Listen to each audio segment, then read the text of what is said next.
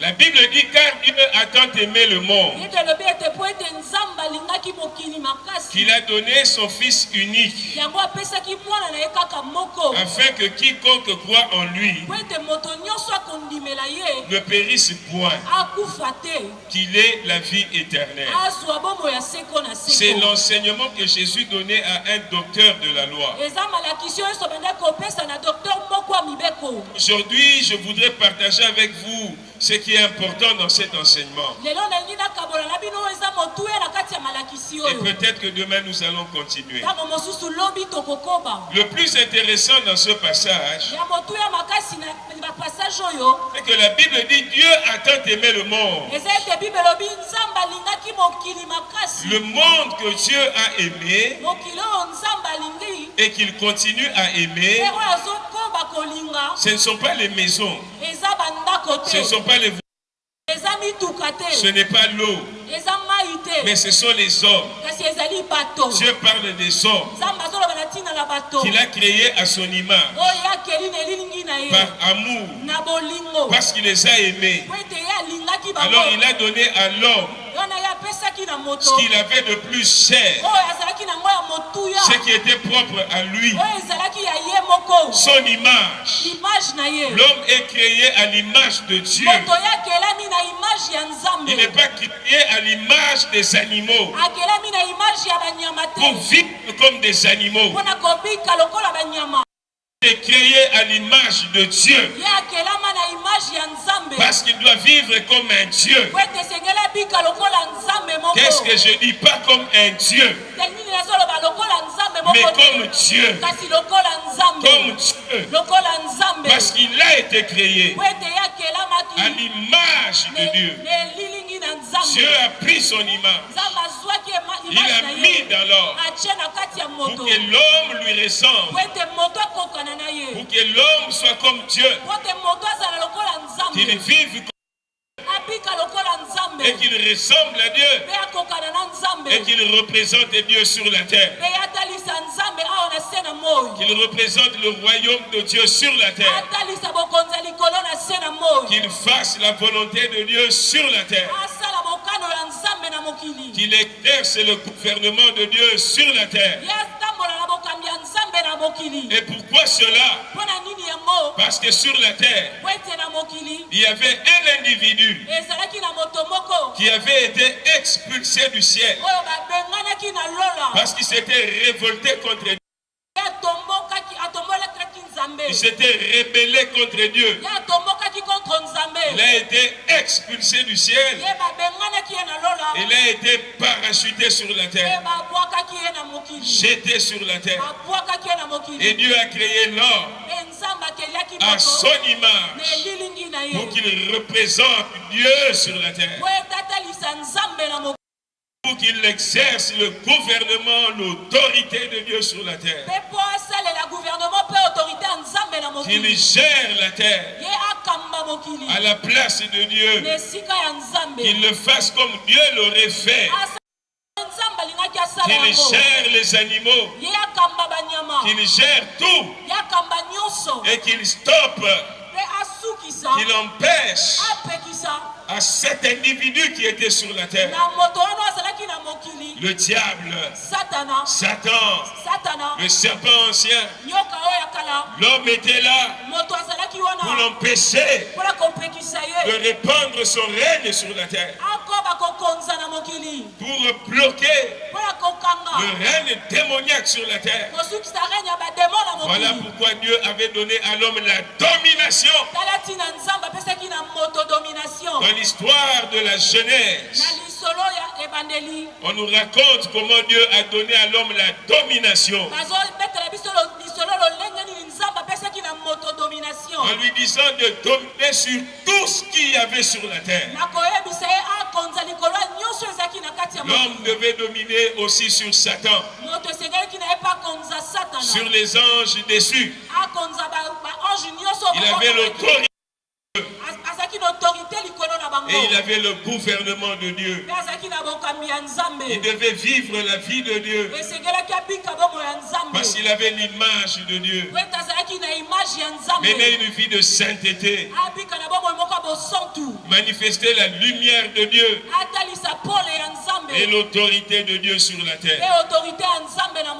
Alléluia. Amen. Mais l'homme, il s'est laissé avoir par cet individu indésirable qui avait été précipité sur la terre, sur qui l'homme devait dominer. Il est venu et il a trompé l'homme. Il a tombé dans le péché. Il a désobéi à la parole de Dieu. Et c'est un principe spirituel. Tu es esclave de celui à qui tu obéis. L'homme est devenu son esclave. Il a vendu l'autorité. Il a perdu l'image de Dieu. Il a perdu le gouvernement. Il a perdu la domination que Dieu lui avait donnée. Et Satan a commencé à dominer sur lui. Mes amis, Dieu, Satan aussi existe. Dans le monde, ou bien on est avec Dieu, ou bien on est avec Satan. Il n'y a pas de milieu. Il n'y a que deux royaumes. Soit le royaume de la lumière, le royaume de Dieu, qui a Jésus comme roi, ou bien on est du royaume des ténèbres, où c'est le prince des ténèbres qui règne. Celui que la Bible appelle Satan. Amen. Il y a des gens qui... C'est une erreur. Satan existe.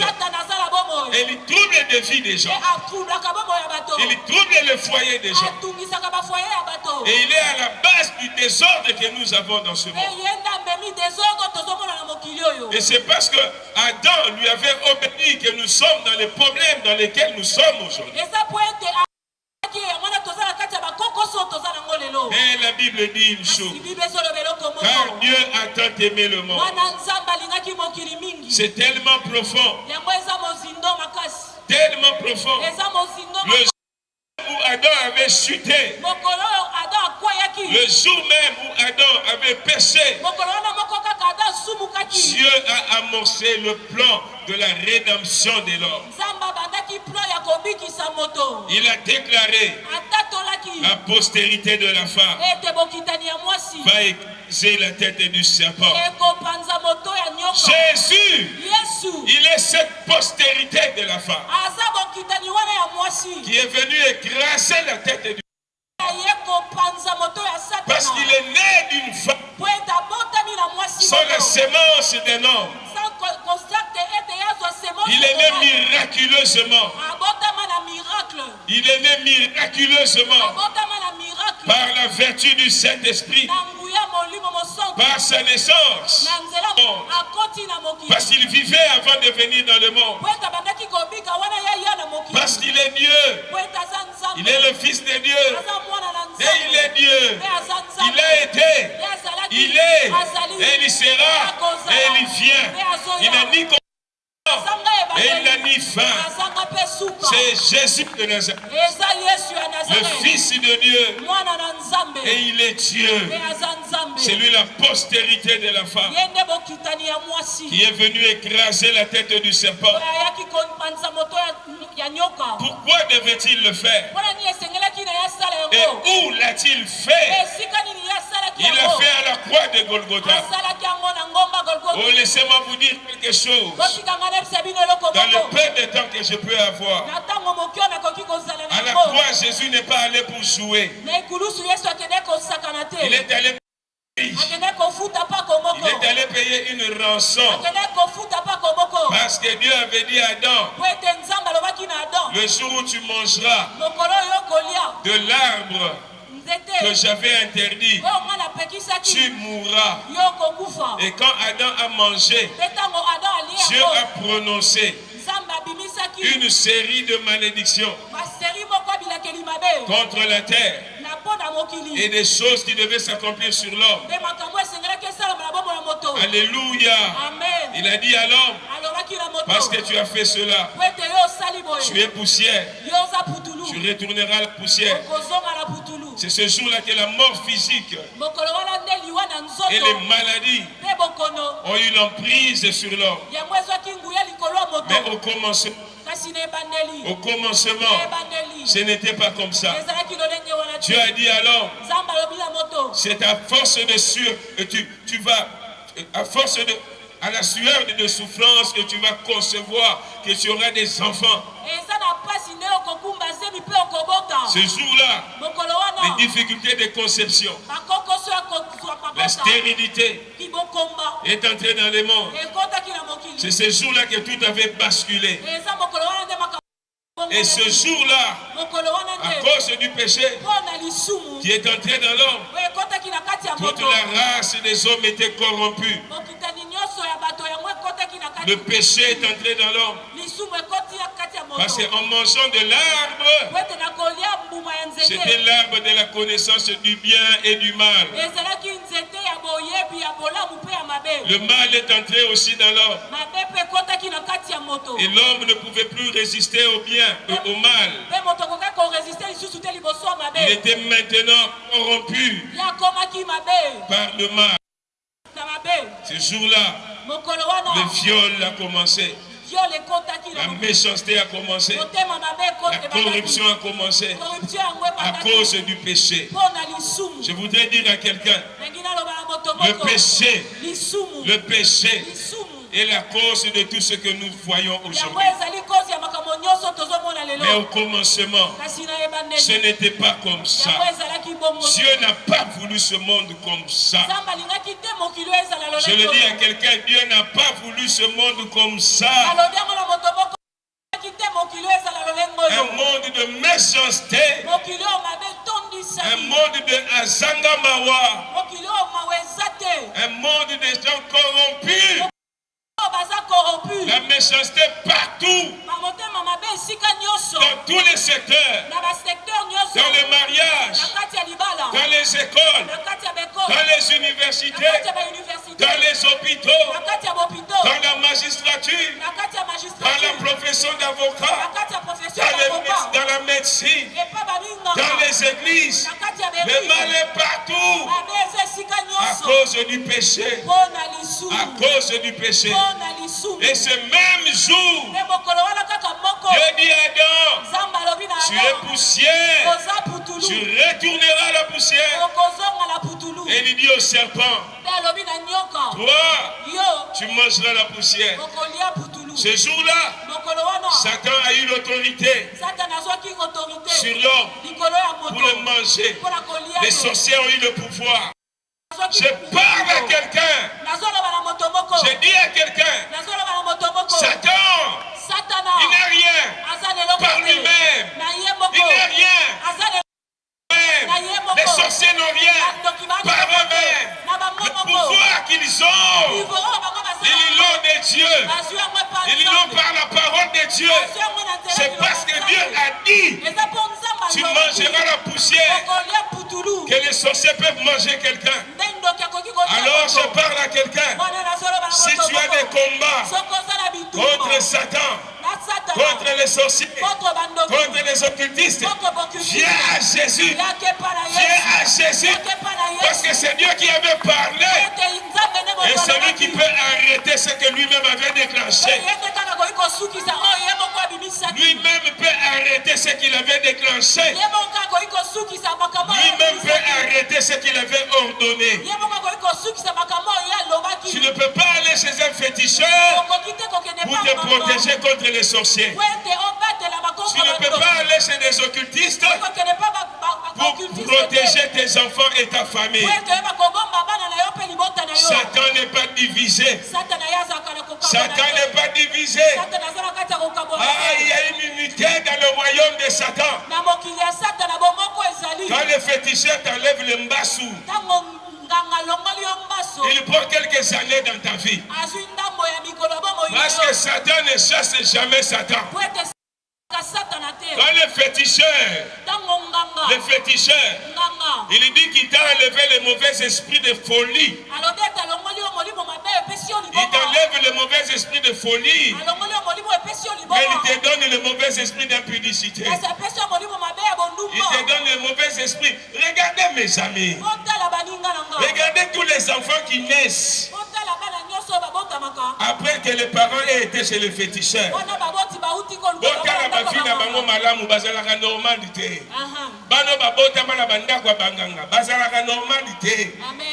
Satan n'est pas divisé, Satan n'aide personne, Satan ne bénit personne.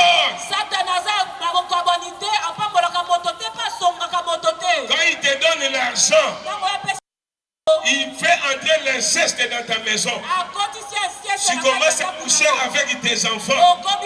Tu commences à coucher avec tes nièces. Tu commences à coucher avec des serpents. Satan n'a jamais béni quelqu'un. Et Satan n'a jamais aidé quelqu'un. Il est jaloux parce que l'homme avait été créé à l'image de Dieu. Il veut détruire l'humanité. Je parle à quelqu'un. Viens à Jésus. Cesse de courir chez les féticheurs, chez les marabouts, chez les occultistes. C'est Dieu qui est la source de toutes choses. Il est la source de toutes choses. Nous sommes là pendant 4 jours. C'est pour que la lumière entre dans ta maison. La Bible dit, Dieu a tant aimé les morts. Malgré l'homme, malgré que l'homme s'est corrompu, Dieu n'a jamais cessé d'aimer l'homme. Il y a des gens qui font un procès à Dieu. Ils disent pourquoi il avait mis l'arbre dans le jardin d'Éden. Et moi, Dieu a créé l'homme libre. Il a créé l'homme libre pour que l'homme sache faire un choix. Chaque fois que tu marches dans l'impudicité, tu fais un choix. Chaque fois que tu fais quelque chose de mal, tu fais un choix. Dieu n'a pas créé des robots. Il ne veut pas des robots. Il ne veut pas des ordinateurs programmés. Il veut des gens qui décident de le suivre. Il veut des gens qui décident de le servir. Il veut des gens qui décident de l'aimer. Voilà pourquoi il avait mis l'arbre dans le jardin. C'était pour dire à Adam, tu es libre de me suivre, de m'aimer, de m'obéir, de me servir ou de faire autre chose. Et Adam avait fait un choix. Il avait fait un choix. Et le malheur est entré dans le monde. Non, ce n'est pas comme ça que Dieu voulait le monde. Dieu ne voulait pas le monde tel que nous le voyons aujourd'hui. Ça fait très mal de voir ces choses que nous voyons. La prostitution que nous voyons aujourd'hui. Il suffit de regarder la télé et vous êtes sidérés. Vous êtes choqués. Vous regardez les informations, vous avez envie de quitter. De quitter le pays. Tu as envie d'aller je ne sais où. Comment on peut détourner 80 millions? 80 millions, toi. Hey. Notre pays est en train de battre le record de la corruption, de la méchanceté, de la mauvaise foi. Comment tu peux tuer des gens au nom de je ne sais quoi, au nom de l'unité, au nom de on m'a pris ceci, comment tu peux verser le sang et réclamer de venir discuter et de parler?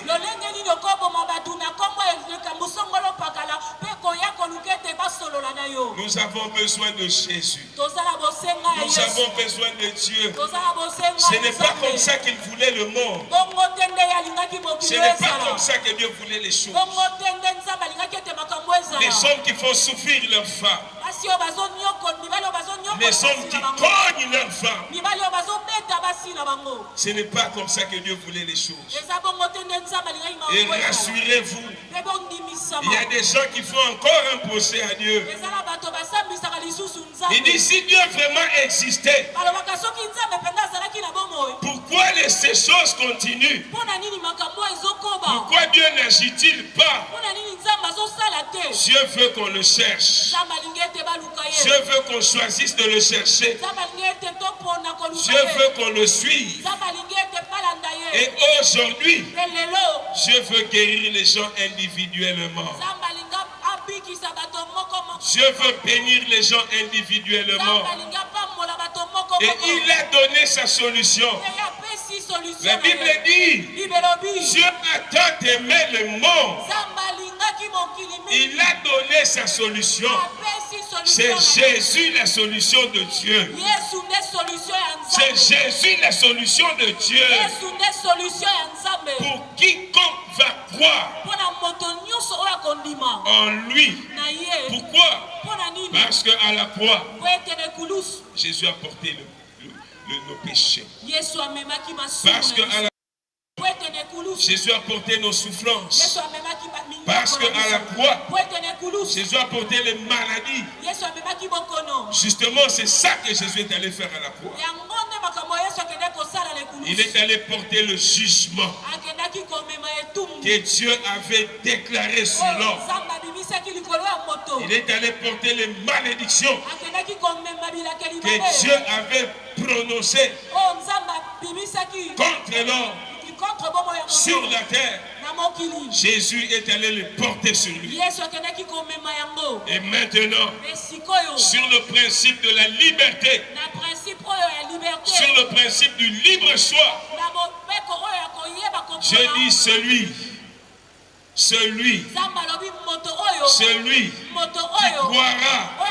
qui croira que Jésus est mort pour lui, il sera sauvé. Il sera sauvé. Je vais vous dire une chose. Jésus est vrai. Jésus sauve. Jean parle de lui comme étant la lumière du monde. Il dit en lui était la vie. Et la vie était la lumière du monde. Cette lumière luit dans les ténèbres. Mais malheureusement les ténèbres ne l'ont pas reçu. Mais à tous ceux qui l'ont reçu, il donne le pouvoir de devenir enfants de Dieu. Ils naissent dans le royaume de la lumière. Quand tu reçois Jésus, tu reçois la vie de Dieu. Et tu reçois la lumière de Dieu. Tu reçois la lumière de Dieu. La Bible nous montre ce qui se passe quand nous recevons Jésus. La première chose dont je vais te parler ce soir, c'est que tu reçois la lumière de Dieu. Il y a des gens qui vont chercher la lumière. Mais en Jésus, il y a la lumière de Dieu. Cette lumière qui chasse les ténèbres. Elle chasse les ténèbres. Les ténèbres de l'ignorance. Les ténèbres des envoûtements. Les ténèbres des malédictions. Les ténèbres démoniaques. Elles partent quand la vie de Dieu vient en toi. Quand la vie de Dieu vient en toi, les ténèbres quittent ta vie. Les chaînes démoniaques quittent ta vie. Les liens de vie quittent ta vie. La Bible le dit. La lumière luit dans les ténèbres. C'est-à-dire la lumière chasse les ténèbres. Elle chasse les ténèbres. Et Jésus a dit, quand je suis dans le monde, pendant que je suis dans le monde, je suis la lumière du monde. Pourquoi il disait cela? Parce qu'il savait qu'il allait partir. Et il a dit à ses disciples, vous êtes la lumière du monde. C'est-à-dire tout celui qui reçoit Jésus, il devient la lumière du monde. La parole de Dieu est la vérité. Là où il y a un chrétien, les œuvres du ténèbre ne résistent pas. Les œuvres du ténèbre ne tiennent pas. Ça ne résiste pas. Là où il y a un enfant de Dieu qui est né de nouveau, qui a la vie de Dieu, marche avec la lumière de Dieu. Il marche avec la lumière de Jésus. On ne peut pas l'envoûter. On ne peut pas le nier. Un démon ne peut pas le posséder. De quelle lumière je parle? Je parle de la lumière qui est en Christ Jésus. La lumière qui est en Christ Jésus. Quand il entre dans la synagogue, les démons qui étaient dans les corps des hommes, ils commencent à crier eux-mêmes. Ils commencent à crier eux-mêmes. Parce que le porteur de la lumière, qu'est-ce que je dis? La lumière. Jésus qui est la lumière est entré dans la synagogue. C'est ce qui se passe dans la vie de celui qui reçoit Jésus. C'est celui qui naît de nouveau. C'est celui qui devient un enfant de Dieu. Il devient un enfant de lumière. Il marche dans la lumière. Si ton bailleur était sorcier, il va te chasser de la parcelle. Ce n'est pas toi qui vas fuir la parcelle. Moi je vois des enfants de Dieu. Je quitte cette parcelle. Le bailleur est occultiste. Le bailleur est sorcier. C'est que tu n'as pas la lumière. Non, tu n'as pas la vie de Dieu. Tu vois des gens, ils fuient un travail des chrétiens. Non, je ne veux plus entrer dans ce bureau. Dans ce bureau, il y a la magie, il y a la sorcellerie. Le PDG, cette société, le PDG est occultisme. Il est occultiste. Le directeur est occultiste. Moi, je quitte ce travail. Quand tu as peur des ténèbres, quand les ténèbres t'empêchent d'avoir une vie normale, tu n'as pas la lumière. Tu n'as pas la lumière. Il y a des enfants, des chrétiens qui n'arrivent pas à dormir. Il n'a pas une nuit paisible. On vient l'égorger la nuit, l'étrangler la nuit. On l'étrangle. Il ne sait pas dormir. C'est sa maison. Il ne sait pas dormir. Il court dormir à l'église. Le problème n'est pas la maison. Le problème c'est toi, tu n'as pas la lumière. Tu n'as pas la lumière. Même si tu vas dormir dans l'église, la véritable église n'est pas la maison. Fais de ton corps l'église de Jésus, l'église de Dieu, et que la lumière vienne habiter en toi. Si la lumière de Jésus vient en toi, les choses vont changer autour de toi. Ta pauvreté va changer en prospérité.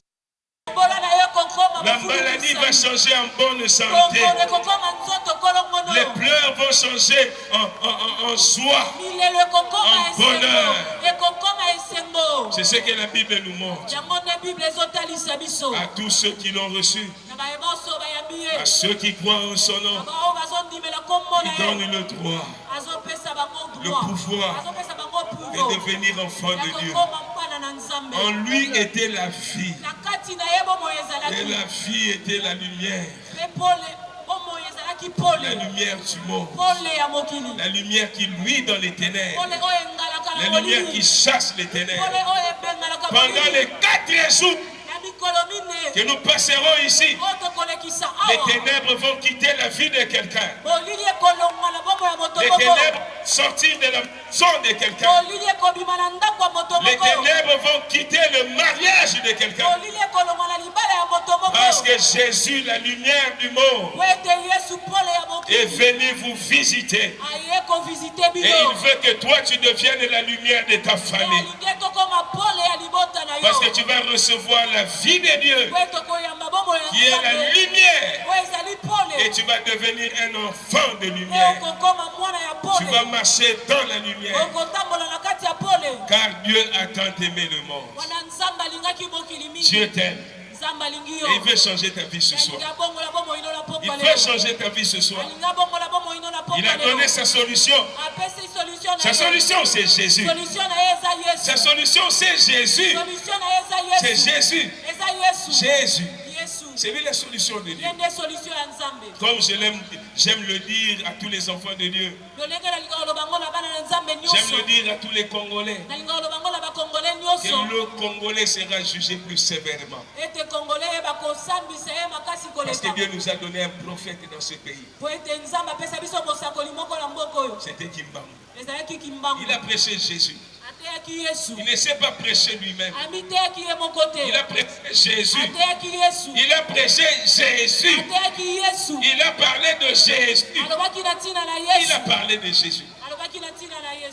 Et donc, si nous rejetons Jésus, nous serons jugés plus sévèrement. Jésus est la solution de Dieu pour toi. Tu as des combats dans ta vie. Tu as besoin de Jésus. La dernière chose, quand on reçoit Jésus, on a la vie éternelle. C'est-à-dire on est sauvé de l'enfer. Tout autant que Satan existe, tel que Satan existe, l'enfer aussi existe. C'est le lieu que Dieu a préparé pour Satan et pour ses démons et pour tous ceux qui vont choisir de continuer à vivre dans les ténèbres. Leur place sera en enfer. Leur place sera en enfer. Quand on reçoit Jésus, on est sauvé. On a la vie éternelle. On reçoit la vie de Dieu. On reçoit la lumière de Dieu qui nous change et nous transforme. Et nous sommes sauvés. Nous sommes sauvés de l'enfer. Et nous entrerons dans la gloire de Dieu. C'est ce qui se passe. Voilà pourquoi ce soir je t'invite à recevoir Jésus avant que nous puissions prier. Toi qui n'as pas encore reçu Jésus, je ne te demande pas de venir devant. Lève ta main seulement là où tu es. Lève ta main seulement là où tu es. Lève-toi là où tu es. Lève-toi maintenant. Lève ta main et lève-toi. N'aie pas peur et n'aie pas honte. Tu vas prier avec moi. Tu vas prier avec moi. Seigneur Jésus. Seigneur Jésus. Lève-toi, lève-toi. Je vois des mains levées et des gens qui sont assis. Merci. Prie avec moi. Seigneur Jésus. Seigneur Jésus. Ce soir, je te reçois. Je te reçois. Dans mon cœur. Dans mon esprit. Dans mon esprit. Je te reçois. Je te reçois. Je veux devenir un enfant de lumière. Je veux devenir un enfant de lumière. Un enfant de Dieu. Un enfant de Dieu. Je ne veux plus marcher dans les ténèbres. Je ne veux plus marcher dans le ténèbre. Je veux être sauvé. Je veux être sauvé. Ce soir. Ce soir. Je te donne mon cœur. Je te donne mon cœur. Et je te reçois. Et je te reçois. Dans ma vie. Dans ma vie. Donne-moi le Saint-Esprit. Donne-moi le Saint-Esprit. Donne-moi le Saint-Esprit. Donne-moi le Saint-Esprit. Même toi qui es à la maison. Même toi qui es dans les parages. Prie avec moi. Donne-moi le Saint-Esprit. Donne-moi le Saint-Esprit. Amen. Amen. Garde ta main levée. Je te demande de prendre courage. De t'approcher. Parce que je voudrais prier pour toi. Prends courage. Protocole et de ces gens-là venir. Entre-temps, nous allons tous nous lever. On va prendre quelques minutes.